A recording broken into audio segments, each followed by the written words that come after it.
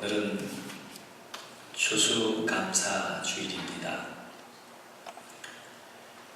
하나님 앞에 감사하는 절기인데 무엇으로 하나님 앞에 감사할까? 여러분, 감사라고 하는 것은요, 두 가지 감사의 방향이 있습니다. 하나는 상대적인 감사가 있습니다. 상대적. 내가 다른 사람과 비교해서 더 풍성한 축복을 받았나, 그러지 못했나. 상대적으로 이렇게 비교해서 감사하는 그런 감사가 있는가 하면, 또 하나는 절대적 감사입니다.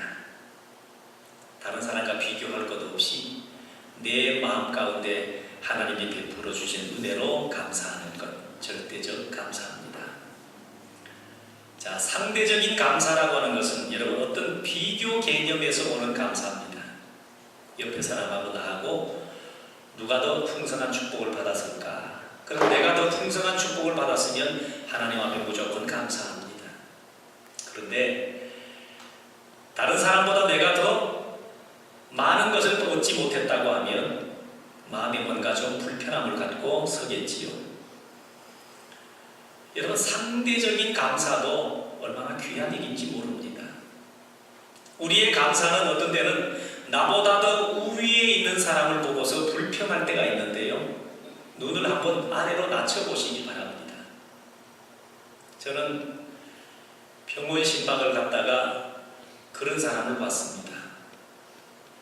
의식도 없이요, 병원에 누워있는데 이 링거 주사를 이렇게 맞고 뭐 하는데 하여간 몸에다가 호수를 꽂아놨는데요, 17개를 꽂아놨습니다. 머리 끝에서부터 발끝까지. 주사도 뭐 하얀 봉투에 들은 주사, 노란 봉투, 빨간 거, 파란 거, 뭐 주사가 몇 개가 들어가는지 몰라요.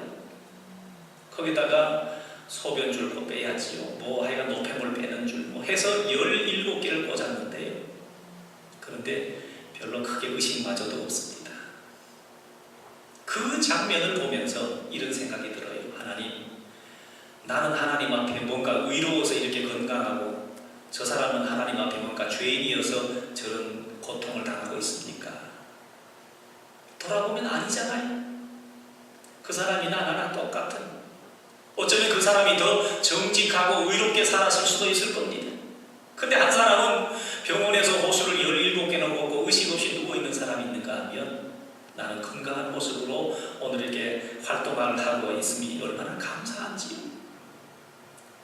상대적으로 비교해봐도 여러분, 더 풍성하게 얻은 사람과 나를 비교하려고 하지 말고요, 눈을 낮춰서 내려보십시오. 그러면 감사할 것이 얼마나 많은지.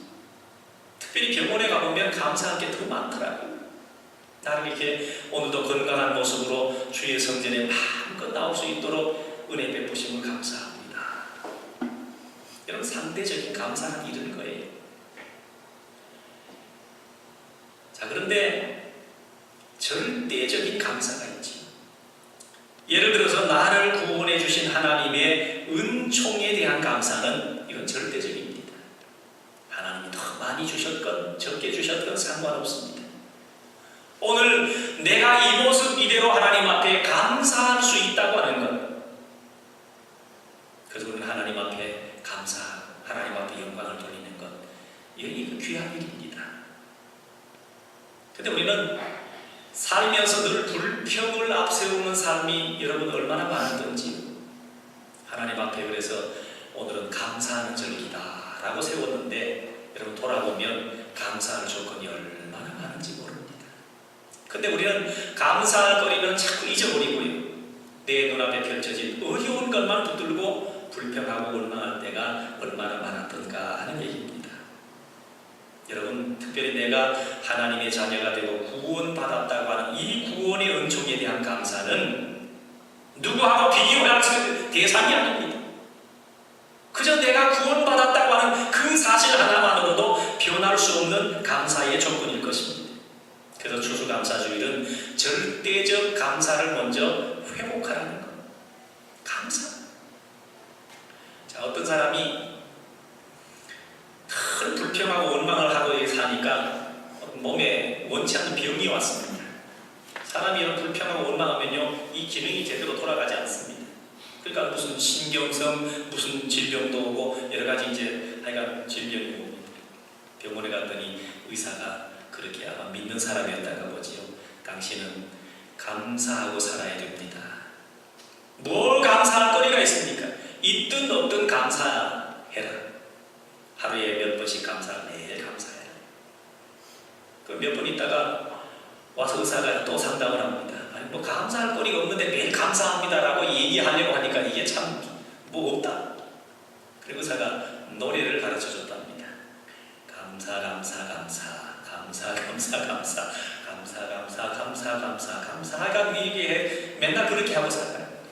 이 사람이 매 감사 감사 그러고 다니는데 실컷 다니다가 곰곰이 생각해 봤답니다. 내게 감사할 거리가 뭐가 있을까?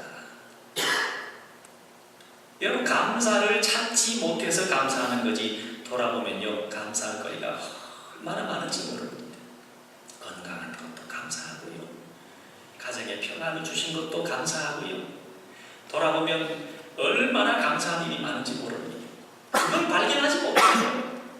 그래서 오늘 바로 그 감사를 여러분 회복하는 시간이 이 감사절입니다.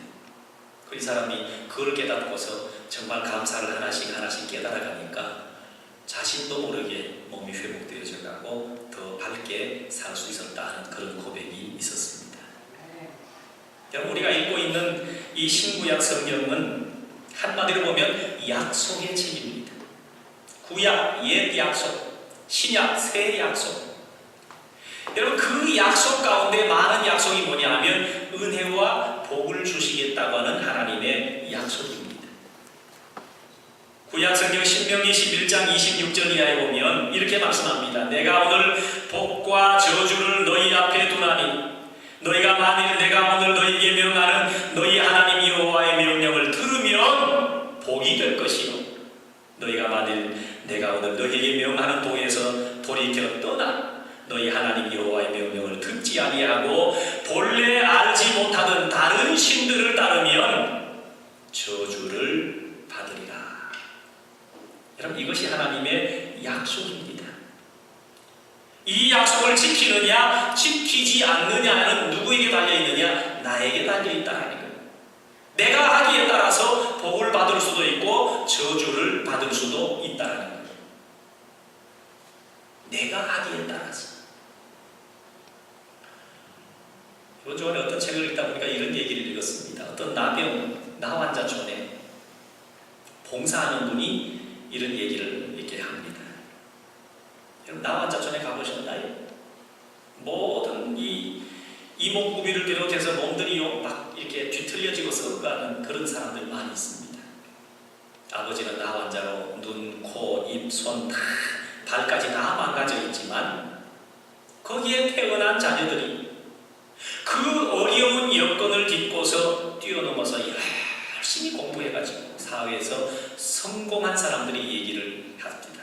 판사가 되고 검사가 되고 의사가 되고 대학 교수가 되고 나환자의 여러분 촌에서 자녀로 태어난 사람들이 주어진 환경이 다 절망적이잖아요. 그런데도 이 자녀들이 믿음 안에서 절망하지 아니하고 열심히 노력해가지고 성공한 얘기들을 쭉 이렇게 해놓은 걸 봤습니다. 내게 주어진 환경이 부끄럽기도 합니다. 어쩌면 이 세상에서 자기 자신이 가장 저주받은 사람이라고 생각하고 한탄할 수도 있습니다. 그러나 어떤 부모님을 만나도 어떤 동네에서 태어나도 어떤 어려움이 있다 할지라도 자신이 마음 먹고 나만 잘하면 행복해질 수 있다. 나도 큰 일을 할 수 있다고 좋은 일을 할 수 있다고 여러분 그렇게 마음 먹은 사람 그가 성공하고 행복해질 수 있다는 거예요. 내가 마음 먹기에 달려있다는 거죠. 여러분 행복이 도대체 어디 있다고 생각합니까?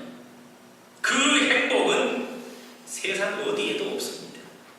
문제는 내 마음속에 있는 거예요. 여러분 성공이 어디 있습니까? 성공은 세상 어디에도 없습니다. 바로 이 마음속에 있다는 거예요.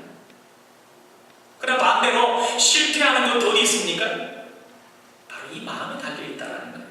마음을 잘못 먹으면 당장 불행과 실패가 내게 여러분 찾아오는 거예요. 그러나 여러분, 내가 잘해야, 내가 마음을 잘 먹어야 돼요. 내가 믿음으로 살아야 되는 겁니다. 성령은 믿음대로 된다고 말씀합니다. 믿음대로. 그러니까 믿음이 얼마나 중요합니다. 여러분, 누가복음 15장의 내용을 잘 아시죠? 거기 보면 탕자의 비유가 나옵니다. 그 탕자가 부잣집 아들이었잖아요. 그런데 자기 몫을 달라고 해서 챙겨서 집을 나갑니다. 누가 집을 나가라고 또 밀어냈나요? 그런 사람 한 사람도 없습니다. 자기가 나간 거예요. 나가니까 어떻게 됐습니까? 자기가 생각했던 대로 길이 쫙 열리는 게 아니고 그는 결국 탕자가 되어서 돼지가 먹는 쥐염 열매도 못 먹고 온갖 고생을 다 합니다. 이렇듯 자기가 마음 먹기에 달려있다라니까 이 마음을 잘못 먹으면 이렇게 탕자가 되는 거예요. 여러분, 결국 탕자가 어떻게 합니까? 스스로 깨닫습니다. 그리고 아버지께로 돌아가야 되겠다 마음을 먹고 결국 아버지께로 돌아왔더니 아버지께로 돌아오니까 어떻게 됩니까? 탕자 아버지가 그에게 은혜를 베풀어 주십니다. 잔치를 벌여줍니다. 좋은 옷을 입혀줍니다. 가락지를 끼워줍니다. 이렇게 복된 아들이 되는 것도 자기가 하긴 나름이에요. 이 아들이 결국 아버지께로 오지 않고 세상을 향해 나갔다고 생각해 보십시오. 이런 복과 은혜는 결국 없을 것입니다. 결국 모든 일들이 너 때문이 아니라 나 때문이라는 거예요. 오늘 행복도 불행도 너 때문이 아니라 나 때문입니다. 어떤 사람은 교회 와서 은혜를 못 받는 것이 누구 때문에 그렇다고? 아닙니다.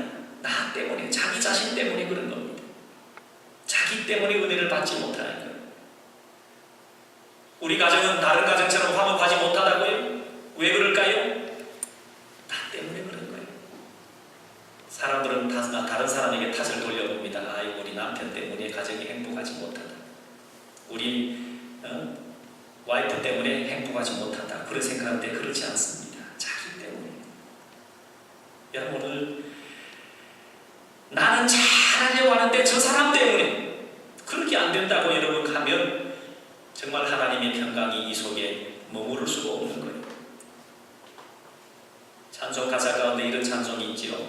태산을 넘어 험곡에 가도 빛 가운데로 걸어가면 주께서 항상 지키시기로 약속한 말씀 변치 않네. 그런 찬송이 있습니다.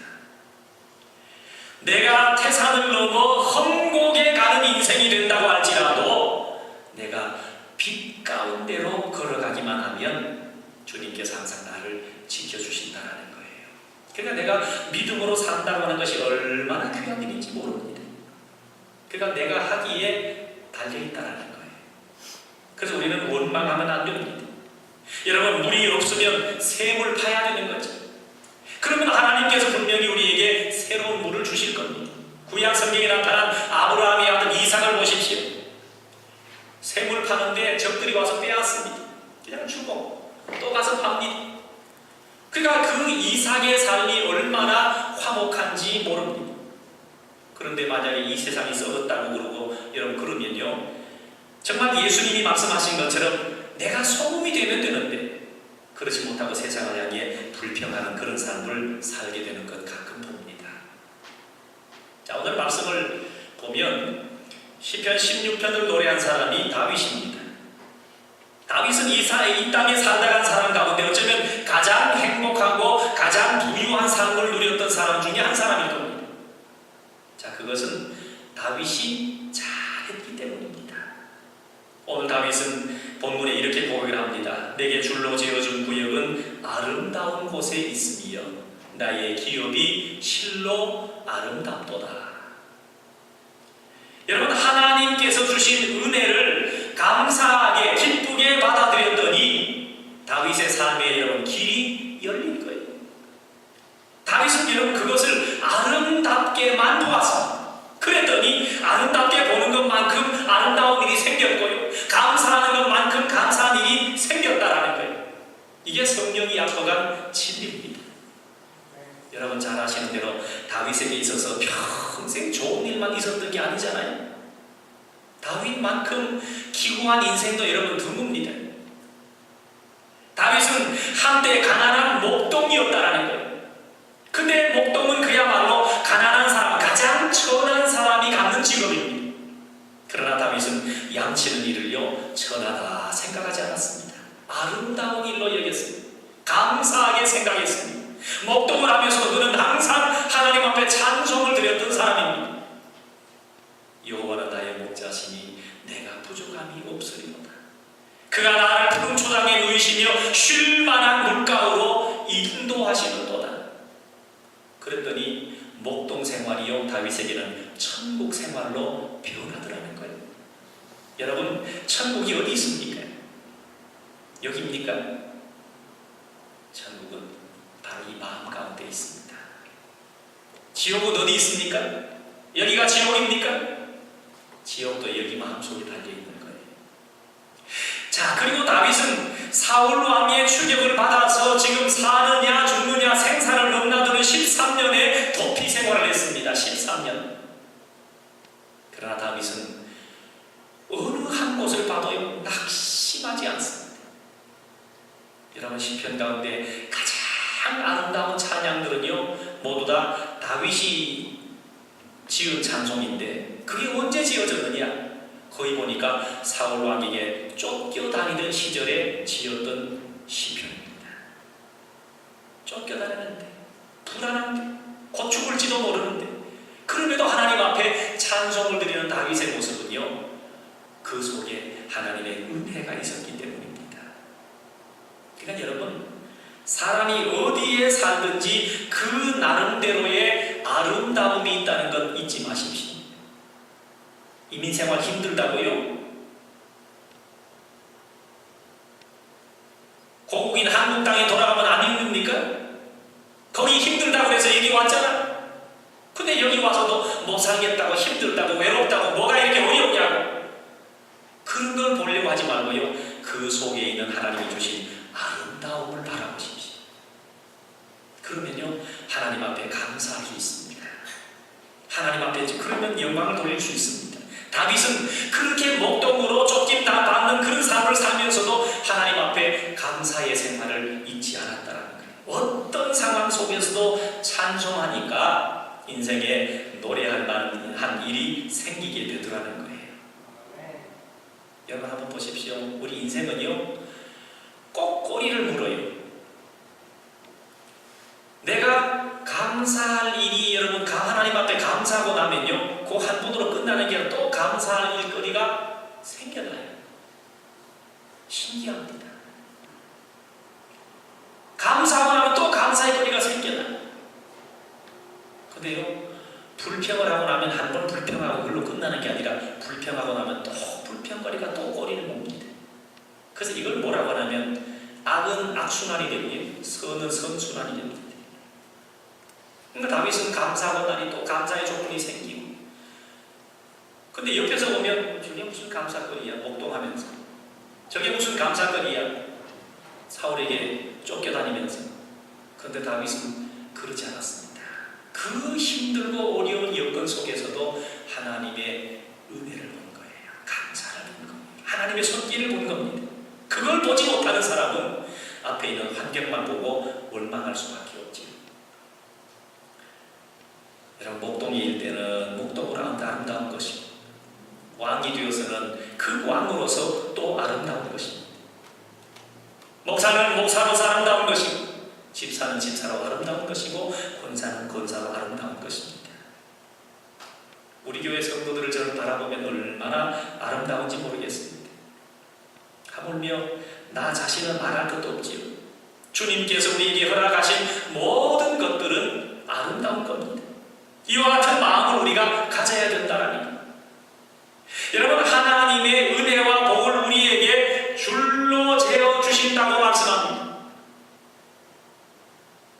어쩌면 내가 계획 세우고 내가 목표를 해가지고 이렇게 달려온 것 같은데 알고 보면 하나님께서 너는 어느 나라에 가서 살아라. 너는 누구하고 한 가정을 이루어서 살아라. 그렇게 하나님이 줄로 재어 주신 것입니다. 자, 하나님께서 우리에게 줄로 재어준 것이 너무 많지요. 오늘 저와 여러분이 출석하고 있는 우리 명성교회, 보기에는 보잘것없습니다. 개척한 사람도 그리 많지 않은 것 같고, 여러분 그런 시각으로 보면요, 이게 불평이 나오지요. 그러나 하나님께서 내게 베풀어 주신 이 줄로 지어준 구역, 하나님이 정해 주신 것이라고 생각하면요, 이게 얼마나 감사한 일인지 모릅니다. 내게 줄로 지어준 구역은 아름다운 곳에 있으며 내 기업이 실로 아름답도다. 그래서 여러분, 우리 교회가 저는 이 세상에서 가장 아름다운 교회라고 생각을 하고 있습니다. 건물이 좋아서가 아니라 하나님께서 내게 줄로 지어준 구역이기 때문입니다. 남의 떡이 크게 보여도 내 떡만 원하죠. 여러분, 내 것이 최고입니다. 우리의 가정이 여러분 하나님이 줄로 지어준 구역이라는 거예요. 내가 살고 있는 이곳이 하나님이 줄로 지어준 구역입니다. 내가 다니고 있는 직장, 내가 하고 있는 사업터, 내 가정, 이 모든 것도 하나님께서 내게 줄로 지어준 구역입니다. 그렇기 때문에 가장 아름다운 것이고 거기가 바로 천국인 거예요. 그런데 하나님께서 줄로 지어준 이 구역을 아름답지 못하게 생각을 하고 이 구역을 벗어나게 되면 그것은 바로 교만이 되더라는 거예요. 이 구역을 벗어나면 여러분 시험 들게 됩니다. 그 구역을 벗어나게 되면 마귀의 종이 될 수밖에 없는 거예요. 여러분, 탕자는 어떻게 해서 탕자가 되는 겁니까? 하나님께서 줄로 지어준 그 구역을 아름답게 보지 못하고 그 구역을 벗어나니까 탕자가 되는 겁니다. 아버지 집이 넉넉하고 아버지 집이 행복한데 내 몫을 챙겨서 저 세상으로 나가면 얼마나 재미있겠나? 나가보니 거기는 지옥입니다. 아버지 집에 다시 돌아오보니 거기는 천국이에요. 그냥 내게 줄로 지어준 이 구역이 얼마나 감사한 것인지 모릅니다. 근데 우리는 늘 내가 모르는 것을요 불평하기에 쉽죠. 사람들을 연구했더니 이런 생각을 많이 갖는답니다. 자기가 어떤 비즈니스 사업을 하는데 이거 당신 자신에게 이 사업을 물려주기를 원하십니까? 하니까 싫다는 거예요. 왜 싫으냐? 너무 힘들다. 내 자녀를 여러분, 그러면 그게 힘들다 그러면 다른 것은 뭐 힘들지 않습니까? 그런 시각으로 여러분 세상을 바라보면 힘들지 않은 게 어디 있습니까? 사업도 힘들고 직장 생활도 힘들고 여러분 가정에서 가정주부 가정을 지키는 것도 힘든 거예요. 해보셨잖아요. 저는 어떤 때 설교 준비하다가 은혜가 막 이게 안 되면 목사가 아니고 나는 가정에서 그냥 설거지 나오면 좋겠다. 설거지 해보세요. 얼마나 힘든가. 그래, 목사로서 설교할 때가 제일 행복하다 느껴요. 힘 안 든 게 없잖아요. 힘들다 다 힘든 거예요. 하나님이 내게 줄로 지어준 구역이다 생각하고 감사함으로 받으면 모든 것이 다 감사의 조건이 될 것입니다. 그래서 우리는 오늘 현재를 살아가면서 감사할 수 있어야 되는 거예요. 여기서 감사하지 못하는 사람은 다른 어떤 걸 준다고 할지라도 그 속에 감사를 찾기는 어렵습니다. 가정을 보면 가정에 감사해야 될 일이 얼마나 많은지 모릅니다. 여러분, 모든 것이 내가 하기에 달려있는 거예요.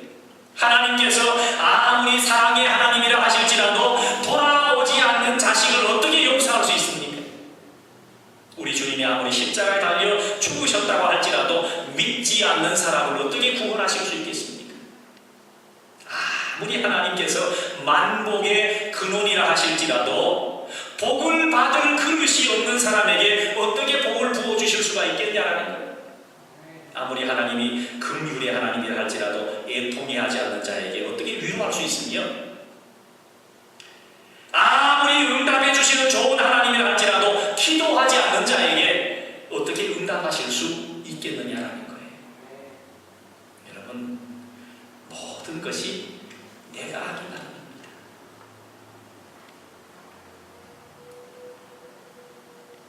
내게 앞에 놓여져 있는 이 환경이요 절대로 이렇게 쉽게 변하지 않습니다. 여러분, 밤새워서 여기서 기도해 보십시오. 하나님, 내 앞에 있는 환경을 싹 어떻게 새롭게 해주십시오. 그거 어려운 얘기예요.